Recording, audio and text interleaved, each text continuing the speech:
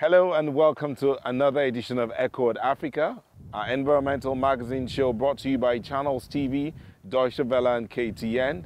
I'm Neota Igwe and today I'm in Abeokuta, Nigeria. And I'm Joy Doreen Bira coming to you from Nairobi, Kenya. Together we bring you environmental stories from across Africa, and here's what we have coming up for you on the show today. We find out how school kids in Nigeria are raising their awareness of environmental issues. And meet people trying to protect the whales near the island of La Gomera. We look up at Africa's tallest tree recently discovered in Tanzania. Every day we talk about the environment and how best to sustain it, how best to protect it and make it better for a better life. Well, there's no way that would work unless the younger generation is brought on board. Some non-profit organization in Lagos, an environment project initiative, is trying to do this through the schools, through secondary school students.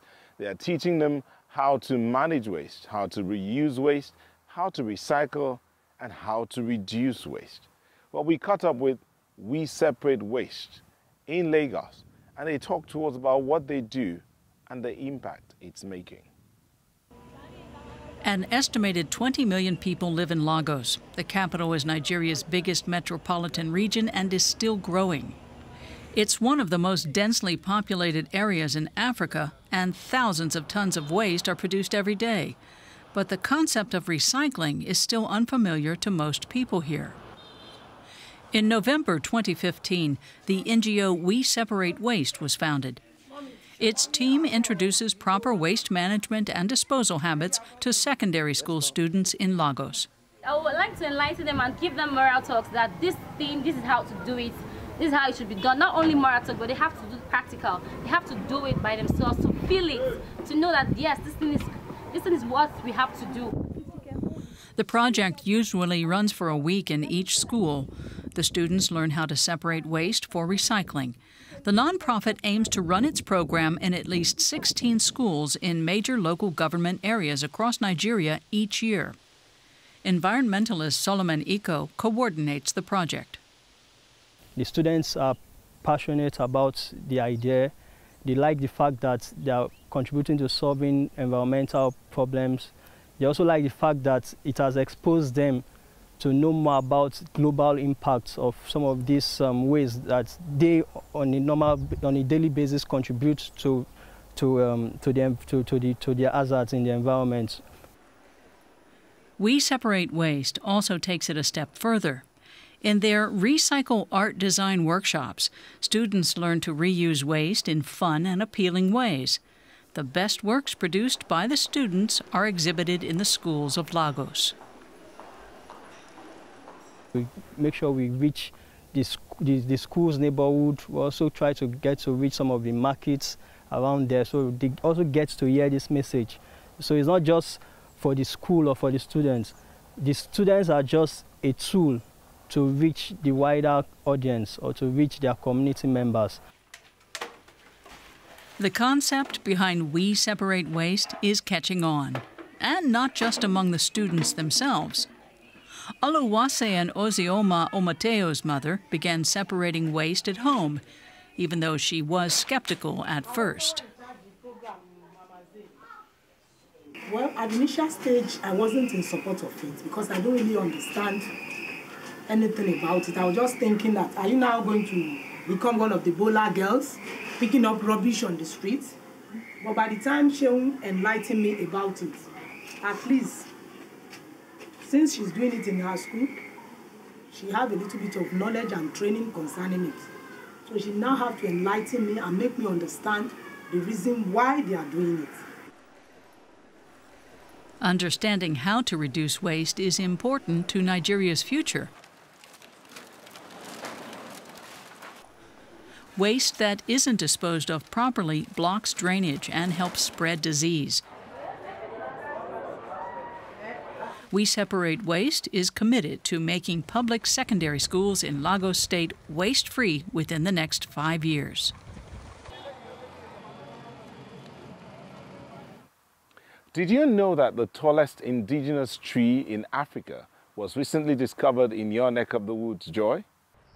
I can't wait to see it myself, and unlike the trees in my background, it's an 81-meter tall mahogany found on the slopes of Mount Kilimanjaro in Tanzania. Its height has only now been precisely measured. Local politicians hope it will bring tourists to the area, and as our reporter discovered, it may help to save other trees just like it as well.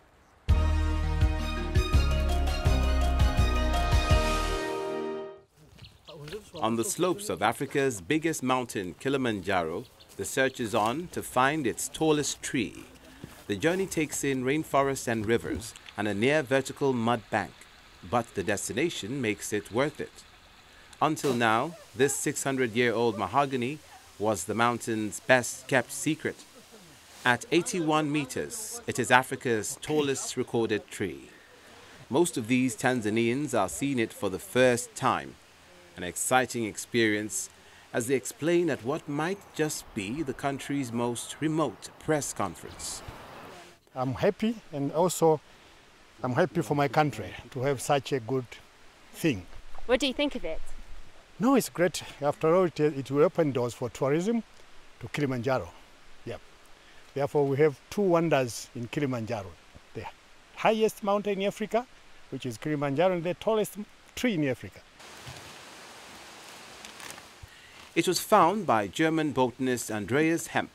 He's been studying Kilimanjaro for nearly 30 years.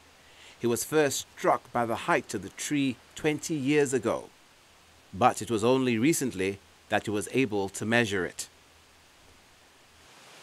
Oh, this is by chance. We didn't look for tall trees. We made a vegetation survey, a forest survey, and then we measured our plots, all trees in our plots. We have over 30 forest plots here on the mountain, and by chance we detected that we have the tallest tree of Africa on our plots. The forest faces the same threat as all of Tanzania's forests, logging by communities that need firewood. Even huge mahoganies frequently end up felled. Hemp and his research team are trying to educate people to look after the forest. I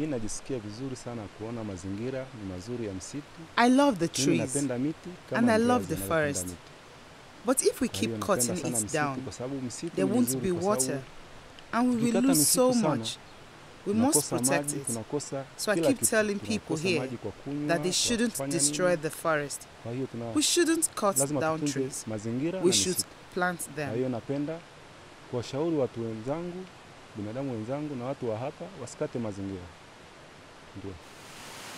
The discovery of Africa's tallest tree may help change things. The researchers hope it will raise awareness of the rainforest beauty. That might help secure funding to protect it. Yeah, we were desperate in a way. I mean, we knew of this important little patch, but now, since the tallest tree is found, I think we have a chance, and because you get attention now, as you see with your team, and this, makes us happy. I mean, I think the chance is quite good that it's not so easy anymore coming inside this gorge and cutting just down everything. Peter Macha is a village leader who lives in the valley. He's worked with conservationists to stop illegal logging. But like many, he works hard for a meager livelihood. He says illegal loggers have made life worse for everyone because now there is a total ban on logging. To be honest, it does cause us problems not being able to cut trees.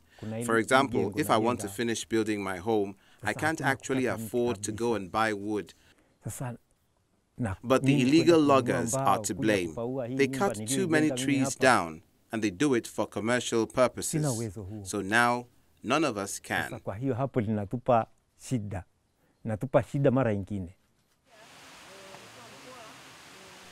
Local politicians have pledged to improve forest protection while supporting local communities. They're also keen to maximize the tourism potential of the forest too.